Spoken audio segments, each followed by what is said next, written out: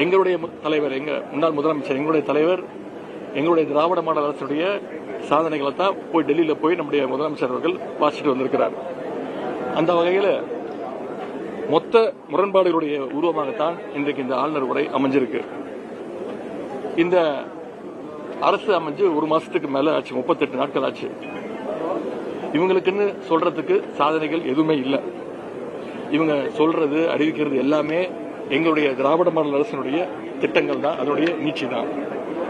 இந்த அரசு வெறும் ஒரு காப்பி பேஸ்ட் அரசாக, ஸ்டிக்கர் அரசாகத்தான் செயல்பட்டு கொண்டு இருக்கிறது.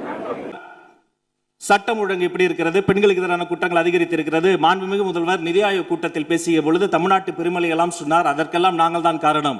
ஆம், சரியாக சொன்னீர்கள். இந்த தமிழ்நாட்டில் சீரழிந்திருக்கிற போதை பழக்கத்திற்கும் சட்ட ஒழுங்கு பிரச்சனைகளுக்கும் இதற்கு முன்னால் ஆண்டவர்களும் ஒரு காரணம் என ஒப்புதல் வாக்குமூலத்தை கொடுத்திருக்கிறது என்பதையும் சுட்டிக்காட்டி, கடந்த 15-20 நாட்களுக்குள்ளாக சற்றொப்ப 1328 நினைவு சரியாக இருக்குமானால் அந்த குற்றவாளிகளாம் அடையாளம் காணப்பட்டு உடனடியாக கைது செய்யப்பட்டு பிணையில் ஜாமீனில் வெளிவர முடியாத பிடியாணை பிறப்பிக்கப்பட்டு சற்றொப்ப 2500 சொச்சம் அந்த சீரியல் அஃபெண்டர்ஸ், அதாவது 18 குற்றவாளிகளை எல்லாம் உடனடியாக பிடித்து கிட்டத்தட்ட 4000க்கும் அதிகமான சமூக விரோதிகளை சிறைச்சாலையில் தள்ளி இருக்கிறது தமிழ்நாடு காவல்துறை என்பதை இதன் மூலமாக தெரிவித்துக் கொள்கிறேன்.